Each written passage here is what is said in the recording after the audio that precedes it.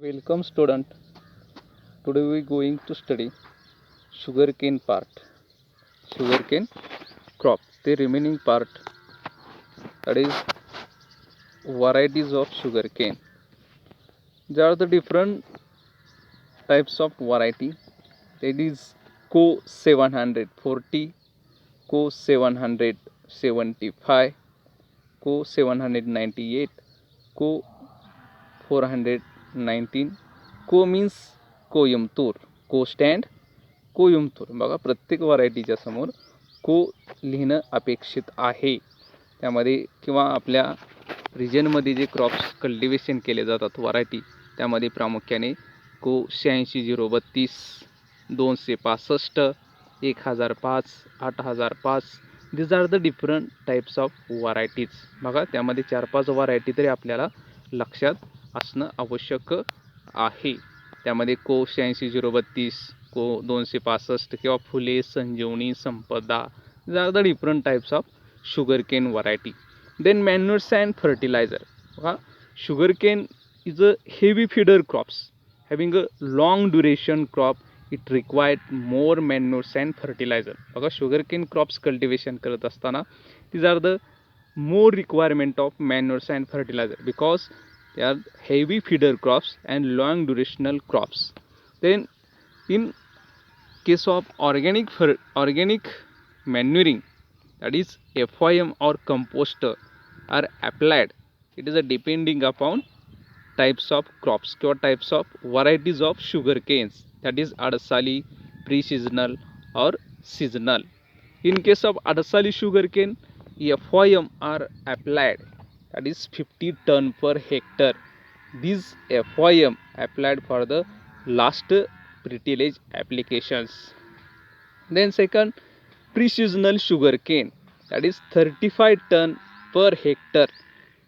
FYM or compost applied same as a last pre-tillage operations. Then last seasonal sugar cane, that is त्याला सुरूसुद्धा म्हटलं जाईल, त्यासाठी 25 ton per hectare एवढे FYM त्या ठिकाणी अप्लाइड करणं आवश्यक आहे. बघा, त्यामध्ये 50 टन, 35 टन आणि 25 टन पर हेक्टरी अडसाली, प्री सीजनल और सीजनल रिस्पेक्टिवली त्या ठिकाणी FYM और कंपोस्ट यूज्ड केले जातात. Then fertilisers means it is a inorganic substance. Fertiliser means it is a inorganic substance, that is nitrogen, phosphorus, then potash are applied for the recommended fertilizer dose for the and its distribution. बघा, generally sugarcane मध्ये fertiliser applications करत असताना स्प्लिटमध्ये applied केलं जातं. Split म्हणजे विभागून देणे. त्यामध्ये प्रामुख्याने नायट्रोजन, फॉस्फरस आणि potassium. Generally nitrogen are applied in 4 split. 4 स्प्लिटमध्ये अप्लाइड केला जातो. त्यामध्ये प्रामुख्याने at a time of planting, 6 to 8 week after planting, then 8 to 12 week after planting, last at earthing up, that is 22 weeks after planting. बघा, in case of अडसाली sugar cane, जो अडसाली sugar केनचा जो रिकमेंडेड फर्टिलायझर डोस आहे तो किती आहे बघा, 50 ton FYM. Then fertiliser, that is nitrogen, phosphorus, potassium 450 nitrogen, 170 phosphorus and 170 potash, म्हणजे 450, 170 किलो NPK पर हेक्टर. आता हा जो फर्टिलायझर डोस आहे अडसाली शुगर केनसाठी, तो स्प्लिटमध्ये दिला जातो. Only nitrogen applied 4 split, that is at a time of planting, that is 45 kilo nitrogen. then 6 to 8 week after planting, 180 kilo nitrogen, then 45 kilo nitrogen, that is 8 to 12 week after planting, and last remaining 180 kilo nitrogen at earthing up. जे ऊस बांधणी केली जाते त्या ऑपरेशनला हे remaining nitrogen applied केलं, म्हणजे total dose of nitrogen किती झाला, 450 किलो नायट्रोजन. सेम त्याच पद्धतीने फॉस्फरससुद्धा 2 स्प्लिटमध्ये दिला जातो. At a time of planting 85 kilo phosphorus, then at earthing up 85 kilo phosphorus. Same त्याच पद्धतीने पोटॅशसुद्धा at the time of planting 85 kilo, then earthing up 85 kilo phosphorus. म्हणजे जो रिकमेंडेड फर्टिलायझर डोस आहे तो स्प्लिटमध्ये अप्लाइड केला जातो. फॉस्फरस पोटॅशियम 2 स्प्लिटमध्ये, नायट्रोजन हा 4 स्प्लिटमध्ये अप्लाइड केला जातो. देन नेक्स्ट प्रिसिजनलमध्ये सुद्धा सेम त्याच पद्धतीने बघा, जो नायट्रोजन जो फर्टिलायझर डोस आहे तो किती आहे बघा, 350, 170, 170 किलो पर हेक्टर. जो अप्लाइड नायट्रोजन केला जातो तो 4 स्प्लिटमध्ये, त्यामध्ये प्रामुख्याने 35 kilo nitrogen, 140 kilo nitrogen, 35 kilo आणि 140 या पद्धतीने at a time of planting, 6 to 8 week after planting, 8 to 12 week after planting and at earthing up respectively त्या ठिकाणी ही क्वांटिटी आहे ती क्वांटिटी अप्लाइड केली जाते. सेम फॉस्फरस आणि पोटॅशियमसुद्धा 85 kilo at a time of planting आणि ॲट अर्थिंग अप या पद्धतीने हा फर्टिलायझर डोस प्रिसिजनलसुद्धा अप्लाइड केला जातो. ते नेक्स्ट सीजनल मीन्स सुरू शुगर केन, त्यामध्ये सुद्धा फर्टिलायझर डोस किती आहे बघा, 250 किलो नायट्रोजन, 125 किलो फॉस्फरस आणि 125 किलो पोटॅश. जो रिकमेंडेड फर्टिलायझर डोस आहे सुरू किंवा सीजनल शुगर केनसाठी, त्यामध्ये प्रामुख्याने जो नायट्रोजन आहे तो 25 किलो, 100 किलो, 25 किलो, 100 किलो या पद्धतीने at the time of planting, त्याचबरोबर 6 to 8 week after planting, 8 to 12 week after planting आणि लास्ट ॲट अर्थिंग अप या पद्धतीने रिस्पेक्टिवली फर्टिलायझर डोस अप्लाइड केला जातो.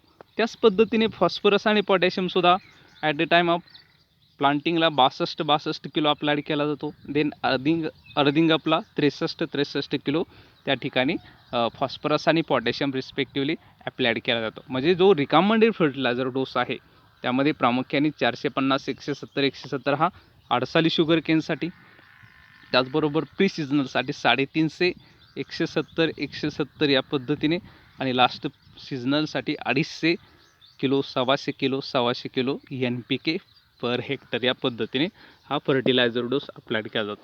आता हे जे फर्टिलायझर डोस आहेत जर आयडियली तुम्ही लक्षात ठेवता येईल बघा, जो अडसाली शुगर केनचा आहे तो किती आहे, 450 किलो नायट्रोजन, फॉस्फरस 170, 170. त्याच पद्धतीने 100ने कमी प्री सिजनलचा डोस आहे बघा, नायट्रोजन 450, त्यानंतर 350 म्हणजे 100ने कमी. सेम फॉस्फरस आणि पोटॅशियम 170, 170 आहे. त्याच पद्धतीने 350च्या 100ने कमी 250 किलो या पद्धतीने आणि 250चे निम्म किती, 125 किलो P आणि K.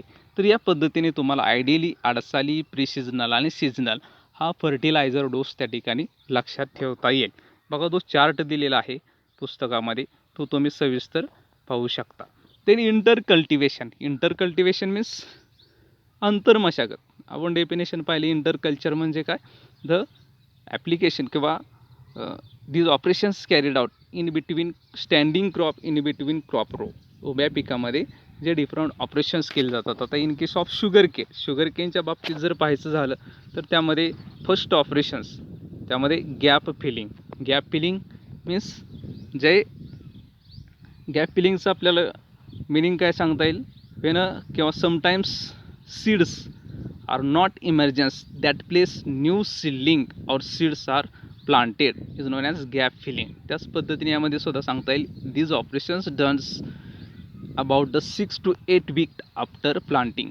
साधारण 6 ते 8 वीक्स नंतर, म्हणजे साधारण प्लांटिंग नंतर 1.5 ते 2 महिन्यानंतर शुगर केनमध्ये हे गॅप फिलिंग ऑपरेशन्स केले जातात. म्हणजे after completion of emergence of the crop to fill up the gap crop stand. ज्या ठिकाणी क्रॉप स्टँड नसेल अशा कंडिशनमध्ये त्या ठिकाणी काय केले जातात, जे सेट्स असतात किंवा सिडलिंग्स असतात शुगर कॅनचे, ते त्या ठिकाणी प्लांटिंग केले जातात. Gap filling should be done using the having sprouted eye buds from the cane field.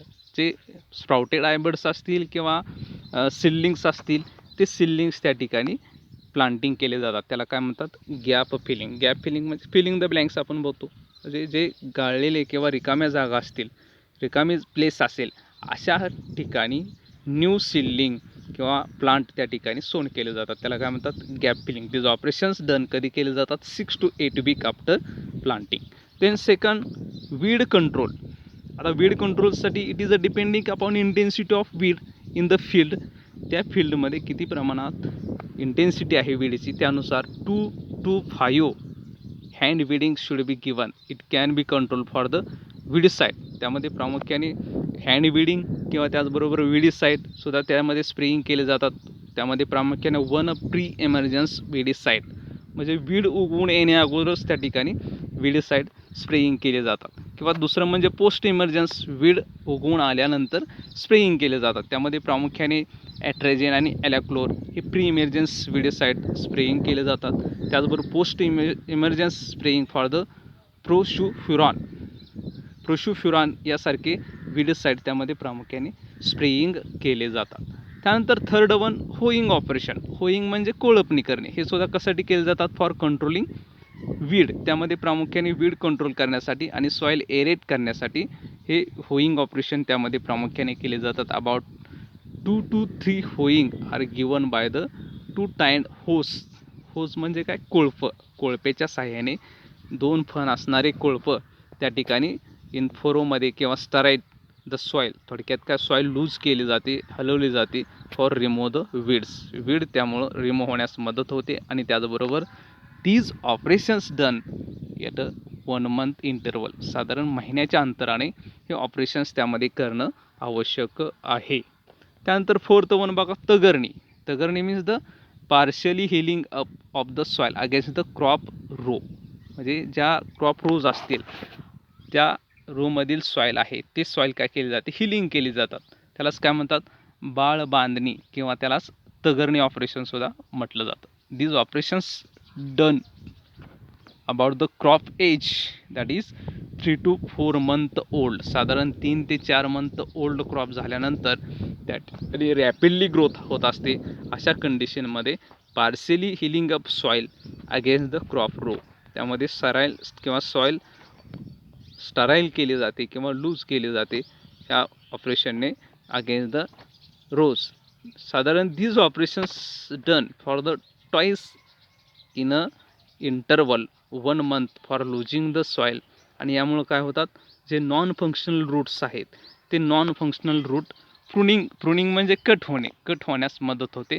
आणि परिणामीच त्या ठिकाणी जे क्रॉपची ग्रोथ आहे ते क्रॉपची ग्रोथ चांगल्या पद्धतीने होण्यास मदत होते. In small bed these operations done in manure labour. बघा त्यामध्ये जे स्मॉल बेड्स विथ रिजिसाईन फोरो जे आपण प्लांटिंग मेथड पाहिले तर त्यामध्ये प्रामुख्याने जे मॅन्युअर लेबरच्या साह्याने सुद्धा पिकॅक्स म्हणजे कुदळ किंवा टिकावच्या साह्याने सुद्धा त्या ठिकाणी हे तगरणी ऑपरेशन्स किंवा partial hilling up soil against the crop row या पद्धतीने त्या ठिकाणी किंवा बोलक ड्रॉन इम्प्लिमेंट असेल, ट्रॅक्टर ड्रॉन इम्प्लिमेंट असेल याच्या साह्याने सुद्धा तगरणी ऑपरेशन करण्यास मदत होते. Then next earthing up operation. Earthing up म्हणजे बांधणी करणे, ऊसाची बांधणी केली. म्हणजे यामध्ये काय केले जातात बघा, the breaking of ridges and convert them into the furrow. म्हणजे ज्या ठिकाणी रिजेस आहे त्या ठिकाणी फोरो तयार केले जातात आणि ज्या ठिकाणी फोरो आहे त्या ठिकाणी रिजेस तयार केले जातात with the help of ridger. These operations done कधी केलं जातं बघा? When the crop age 5 and half month. साधारण 5 ते 5.5 मंथ ओल्ड किंवा त्याचबरोबर दुसरे एक त्यामध्ये 2 to 3 internodes are visible. Internodes म्हणजे कांड्या, ज्या कांड्या आहेत त्या कांड्या साधारण 2 ते 3 दिसतील किंवा 5 ते 5.5 वर्षाचं एज क्रॉप असेल अशा कंडिशनला ते रिजेस असतात ते ब्रेक केले जातात आणि convert them into the फोरोमध्ये ते कन्वर्ट केले जातात. परिणामाचा याचा उपयोग काय होतो बघा? It is done to the support the plant. जे बेसल पोर्शन असेल तो बेसल पोर्शन प्लांटचा त्याला सॉईलचा सपोर्ट मिळतो आणि परिणामीच त्या ठिकाणी avoid the directly contact of water. जे वॉटर ॲप्लिकेशन दिलं जातं त्या स्टेमला डायरेक्ट वॉटरचा कॉन्टॅक्ट होत नाही. त्या पद्धतीने अर्थिंग अप ऑपरेशन्स लक्षात ठेवा. अर्थिंग अप ऑपरेशन कधी केलं जातं? 5 ते 5.5 महिन्यानंतर. त्याला जे सॉईल आहे ते सॉईल बेसल पोर्शनला सपोर्ट करते आणि डायरेक्ट कॉन्टॅक्ट वॉटरचा टाळला जातो. म्हणजे ब्रेकिंग द रिजेस आर फोरो इन टू देम म्हणजे रिजेस फोरोमध्ये कन्वर्ट केले जातात. Then next डिटॅचिंग. डिटॅचिंग म्हणजे जे ओल्ड शुगर केन ल्यूज असतील ते ल्यूज काय केले जातात? रिमूव्ह केले जातात. त्यालाच डिटॅचिंग म्हटलं जातं. बघा म्हणजे खेड्यामध्ये कासोळा वगैरे म्हटलं जातं, तो रिमूव्ह केला जातो. म्हणजे removal of some of the older leaves from the cane crop is known as detaching it is a done for the avoid the attack of insect and pest. बघा त्यामध्ये जे ल्यूज असतील त्या ल्यूजमध्ये जे मिलीबग्स किंवा स्मॉल इन्सेक्ट असतील ते hidden राहू शकतात आणि क्रॉपवर अटॅक करू शकतात. ते टाळण्यासाठी डिटॅचिंग ऑपरेशनसुद्धा त्यामध्ये केलं जातं. त्यानंतर नेक्स्ट मल्चिंग ऑपरेशन. मल्चिंग म्हणजे काय? Covering the soil surface. त्यामध्ये large quantity of cane trash म्हणजे जे काचोळ असेल, ल्यूज असतील, ओल्ड ल्यूज असतील ते त्या ठिकाणी stored along the boundaries of the cane field. जे काय केन फील्ड असतील त्या बाउंड्रीजवर काय केले जातात? मल्च केले जातात. Using the mulch furrows are covering the moisture. परिणामीच त्या ठिकाणी जे ट्रॅश मटेरियल असेल त्या ट्रॅश मटेरियलच्या साहाय्याने जे बाउंड्रीज असतील, फरोज असतील ते पूर्णपणे ट्रॅश मटेरियलने कव्हरिंग केले जातात आणि परिणामीच त्या ठिकाणी काय होतात? It helps the reducing the requirement of water. म्हणजे त्या जमिनीची मॉइश्चर लेवल मेंटेन राहण्यास मदत होते, सॉइल टेम्परेचर मेंटेन राहण्यास मदत होते आणि परिणामीच त्या ठिकाणी adding the organic matter into the soil. तो जमिनीतील जे पालापाचोळा टाकल्यामुळं परिणामीच ऑर्गॅनिक किंवा सेंद्रिय घटक आहे जमिनीमधला तो वाढण्यास मदत होणार आहे. त्यानंतर नेक्स्ट बघा, प्रोपिंग किंवा tying of the cane plants. थोडक्यात टाईट करणे किंवा बांधणे. This operations done for the preventive the lodging of cane. बघा काही वेळेस काय होतात, शुगर केन वाढल्यानंतर ते पडण्याची शक्यता असते. मग त्यामुळे काय केलं जातात? सम केन्स ऑफ द 2 ॲडजस्टंट रोज, जे काय 2 रो ॲडजस्ट असतील अशामध्ये एकमेकाला जे शुगर केनचे ल्यूज असतील किंवा वाढ असेल त्याला रोप म्हटलं जाईल किंवा ल्यूज म्हटलं जाईल, त्याने एकमेकाला काय केले जातात? टाईट केले जातात. It also provide the convenience while the irrigating the field. त्यामध्ये एकमेकाच्या किंवा त्या शुगर केनच्या ज्या ओळे असतील किंवा रोज असतील त्यामधील शुगर केनला काय केले जातात? टाईट केले जातात. या पद्धतीने इंटरकल्चर ऑपरेशन्स आपल्याला सांगता येईल. बघा ज्या डिफरंट 7-8 ऑपरेशन्स दिलेत त्यामध्ये अर्थिंग अप महत्त्वाचं आहे किंवा त्याचबरोबर तगरणी ऑपरेशन्ससुद्धा त्यामध्ये महत्त्वाचं आहे. त्यानंतर नेक्स्ट इरिगेशन्स. आता it is a heavy feeder crops. आपण पाहिले इट इज अ फेरी हिडर क्रॉप्स, त्याचबरोबर हेवी फीडर क्रॉप्स, त्याचबरोबर इरिगेशनसुद्धा त्यामध्ये महत्त्वाचं आहे. हा वॉटर हायसिन्स क्रॉप्स किंवा त्याचबरोबर वॉटर आहे ते वॉटर त्यामध्ये ॲप्लाइड करत असताना, इरिगेशन्स ॲप्लाइड करत असताना ज्या डिफरंट स्टेजेस आहेत त्या स्टेजेसला सुद्धा वॉटर ॲप्लिकेशन करणं आवश्यक आहे. बघा irrigations requirement is a depending upon type of soil, seasons means जे अडसाली, प्री सिजनल, सिजनल किंवा खरीप, रब्बी, समर या सीझनमध्ये क्रॉप्स कल्टिवेशन करत असतात किंवा त्याचबरोबर ग्रोथ स्टेजेस अँड ड्युरेशन. म्हणजे अडसाली sugar cane 18 month, pre seasonal sugar cane 15 month आणि लास्ट सुरू season sugar cane that is 12 month. या पद्धतीने ते या ड्युरेशनमध्ये आपल्याला फील्डमध्ये आढळतात. त्यानुसार हे इरिगेशन्स आहेत ते इरिगेशन्स ॲप्लाइड करणं आवश्यक आहे. बघा शॉर्टेज ऑफ इरिगेशन्स. बघा त्यामध्ये हार्मफुल इफेक्ट दिलेत. जर इरिगेशनचं शॉर्टेज झालं, वॉटर शॉर्टेज झालं तर त्या ठिकाणी स्टंटी ग्रोथ म्हणजे क्रॉपची वाढ खुंटण्याची शक्यता असते. वाढ खुंटते किंवा परिपूर्ण त्याची ग्रोथ होऊ शकत नाही किंवा pith formation of the cane in low yield. परिणामीच त्या ठिकाणी जे यील्ड आहे ते यील्ड कमी मिळू शकतं. Then first irrigations is given for the pre planting irrigations. Second light irrigations given us 7 days after planting of germinations. Subsequent for the 2 to 3 light irrigations are given for the 10 days interval. Other irrigations is depending upon the soil and season type. बघा जे water applications करत असताना आपण पाहिलं weight आणि dry मेथडने sugar cane cultivation केले जातं. तर त्यामध्ये जर ड्राय मेथडने कल्टिवेशन केलं तर प्री प्लांटिंग इरिगेशन्स देणं आवश्यक आहे. त्यानंतर लाईट सेकंड इरिगेशन्स प्लांटेशन केल्यानंतर लाईट्स इरिगेशन्स देणं आवश्यक आहे 7 days after planting. Then germination झाल्यानंतर साधारण 2 to 3 लाईट इरिगेशन्स त्या ठिकाणी 10 days 10 दिवसाच्या अंतराने देणं आवश्यक आहे. देन रेग्युलरली इरिगेशन्स अप्लाइड करत असताना it is a depending upon soil type and season.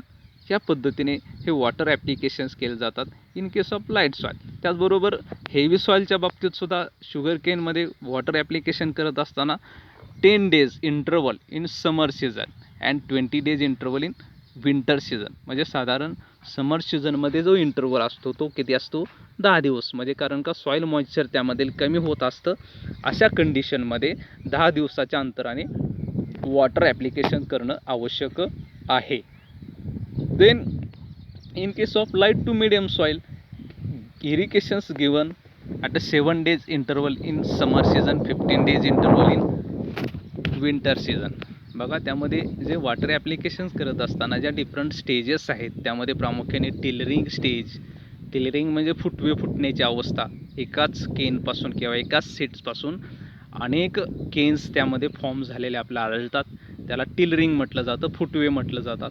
Grand growth stage असेल, अर्थिंग अप स्टेज असेल, याच्या क्रिटिकल स्टेजेस आहेत. अर्थिंग अप आपण इंटरकल्चर ऑपरेशन पाहिलं, 5 ते 5.5 महिन्यानंतर जे ऑपरेशन्स केलं जातं अर्थिंग अप, त्या स्टेजेसला हे वॉटर ॲप्लिकेशन्स करणं आवश्यक आहे.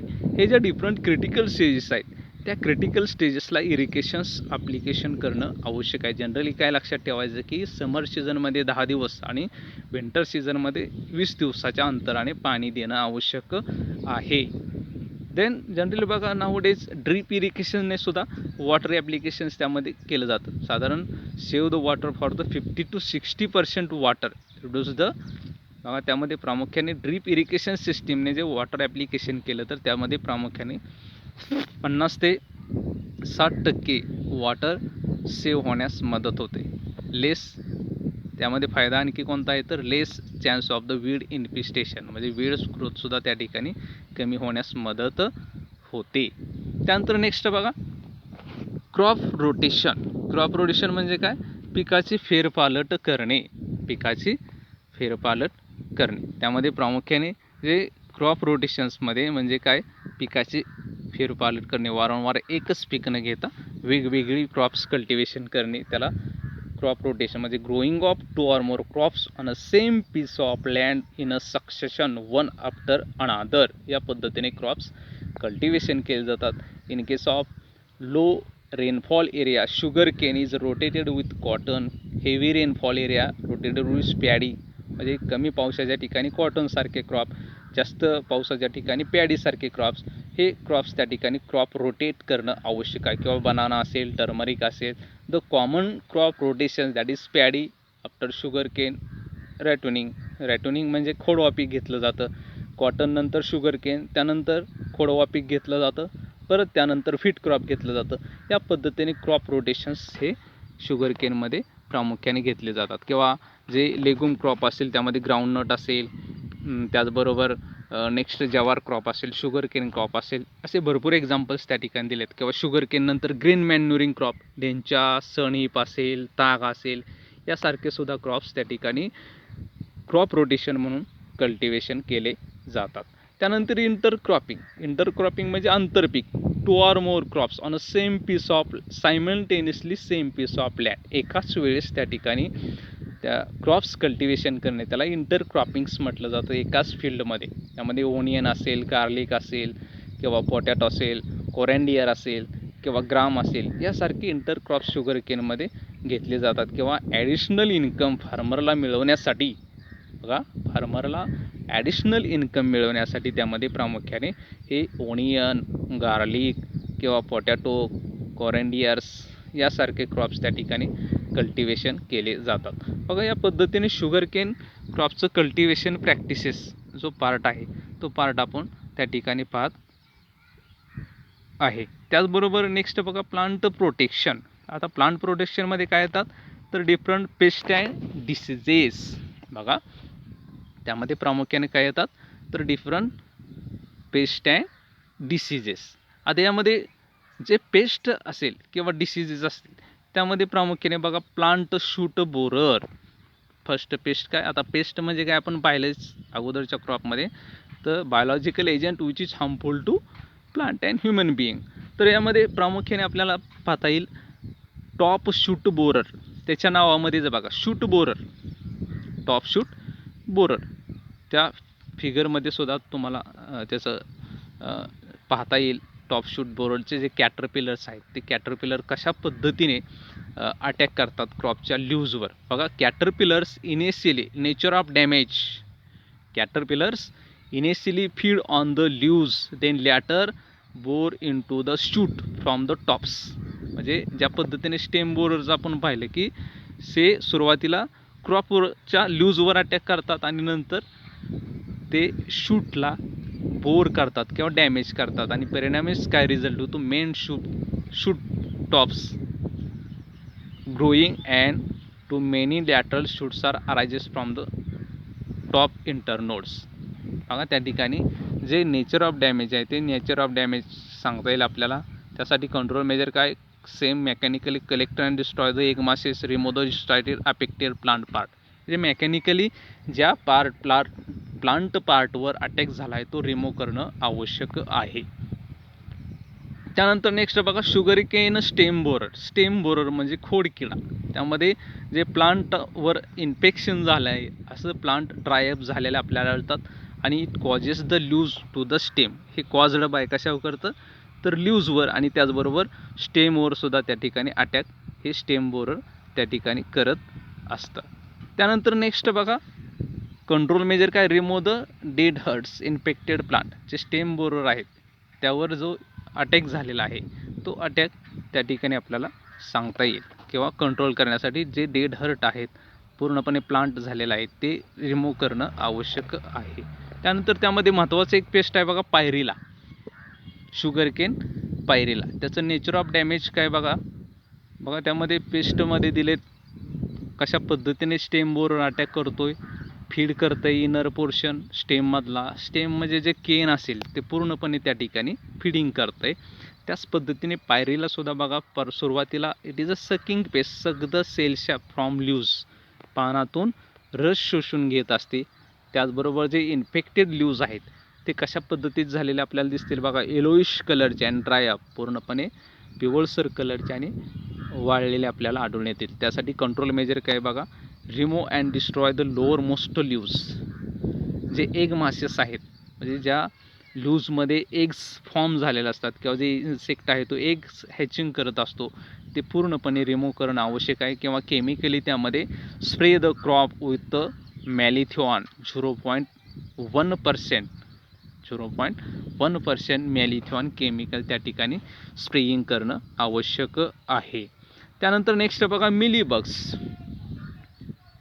These are the small insect which is remain the adherent to the bud and cell of the cane and suck the cell shaft. बघा त्या ठिकाणी तुम्हाला मिलीबगचं नेचर तुम्हाला सांगता येईल. जे ल्यूज आहेत त्या ल्यूजवर पूर्णपणे एकदम स्मॉल इन्सेक्ट त्या ठिकाणी आढळून येतो. इन्फेक्टेड केन्स असतील किंवा स्विल्ड अँड रिमेन इन स्टंटी, परिणामीच त्या ठिकाणी वाढ खुंटते. बघा स्मॉल इन्सेक्ट आहे तो पूर्णपणे ल्यूजवर अटॅक करतं. मिलीबग स्मॉल इन्सेक्ट जे काय पानाचं ज्या जिथून पान किंवा ल्यूज फॉर्म झाला असेल त्या ठिकाणी काय होतात ते ड्रीन्स किंवा रिमेन्स द इन्सेक्ट, ते सेल्थ असतील त्या सेल्थवर केनच्या सेल्थवर ते काय होतात राहतात आणि सकिंग करतात म्हणजे रस शोषून घेत असतात. त्यासाठी कंट्रोल मेजर काय सांगितलं आहे बघा, त्यामध्ये प्रामुख्याने कंट्रोल मेजर ट्रीटमेंट दिलं जाते. त्यामध्ये प्रामुख्याने सीड ट्रीटमेंट म्हणजे set treatment 1% fish oil rosin soap solution किंवा दुसरे म्हणजे स्प्रेइंगसुद्धा त्यामध्ये केले जातात. मॅलिथ्यॉन असेल किंवा 1% fish oil rosin soap treatment असेल, हे केमिकल्स त्या ठिकाणी स्प्रेइंग करणं आवश्यक आहे फॉर कंट्रोलिंग मिलीबग्स. त्यानंतर टर्माइट्स बघा. टर्माइट्स म्हणजे काय, फाईट अँड्स. त्यामध्ये फीड करतात बर्डला किंवा प्लांटेड सीड्स असतील ते सुद्धा त्या ठिकाणी सुरुवातीच्या काळामध्ये फीडिंग करतात आणि परिणामीच त्या ठिकाणी कंट्रोल मेजर कोणतं वापरलं जातं बघा, क्लोरोफायरिफॉस @1 किलो पर हेक्टर या पद्धतीने त्या ठिकाणी टर्माइट कंट्रोलसाठी यूज केले जातात. त्यानंतर mites, it is a sucking pest. Mites is a suck the cell sap from the lower surface of leaves, पानातील रस शोषून घेतात आणि परिणामीच ड्राय अप होतात. आणि त्यासाठी कंट्रोल मेजर काय बघा, give the lime sulphur spray केले जातात किंवा मोनोक्रोडोफॉस असेल हे केमिकल्स त्यामध्ये स्प्रेइंग केले जातात. आणि लास्ट बघा field rat. It is a rat कशा पद्धतीने त्या ठिकाणी निबलिंग करत असतात. निबलिंग म्हणजे काय, कुरतडून खाणे. त्या ठिकाणी जे केन्स असतात ते केन्स काय करतात, निबल्स करतात out of the canes, reduce the, परिणामीच त्या ठिकाणी यील्ड रिड्यूस होणार आहे. त्यासाठी कंट्रोल मेजर काय केलं जातं बघा, झिंक फॉस्फेट असेल किंवा सेल्फॉन्स टॅबलेट्स असतील यासारखे पॉयझनिंग बाईट्सचा वापर करून रॅट कंट्रोल करण्यासाठी मदत केली जाते. तर या पद्धतीने जे डिफरंट टाईप्स ऑफ पेस्ट आहेत ते पेस्ट त्या ठिकाणी. आणि एक लास्ट पेस्ट आपल्याला सांगता येईल वुली ॲफिड्स. वुली ॲफिड्स म्हणजे काय, लोकरी मावा. त्यामध्ये प्रामुख्याने जे लोकरी मावा आहे तो कोणत्या कंडिशनमध्ये अटॅक होऊ शकतो, तर लेस किंवा रेनफॉल एरिया असेल किंवा त्याचबरोबर क्लायमॅटिक कंडिशन हॉट असेल किंवा ह्युमिड असेल अशा कंडिशनमध्ये त्या लीव्जवर किंवा मिडरीफवर त्या ठिकाणी स्प्रेड झालेले आपल्याला मावा, थोडक्यात ॲफिड्स. लोकरी मावा म्हणजे काय, ॲफिड्स. वूड लाईक ॲफरन्स त्याचं आपल्याला आढळून येतात. ॲफिड्स असतात, त्यालाच काय म्हणतात, सक द सेल सॅप. बघा, जे सकिंग पेस्ट आहेत ॲफिड्स, जॅसिड्स, थ्रिप्स, त्यापैकी लोकरी मावा किंवा ॲफिड्स आहेत, वुली ॲफिड्स. ॲफिड्स म्हटलं की सकिंग पेस्ट आहे, सक द सेल सॅप. हे कधी अटॅक करतं, लेस रेनफॉल एरिया असेल किंवा hot and humid climatic conditions असेल अशा कंडिशनमध्ये लोअर सरफेस ऑफ लीव्ज किंवा त्या लीव्जवर मिडरीफवर पूर्णपणे पांढरे वूल लाईक ॲफरन्स त्या ठिकाणी आढळून येतात. त्यालाच काय म्हणतात, वुली ॲफिड्स. हे ॲफिड्स त्या ठिकाणी आपल्याला आढळून येतील.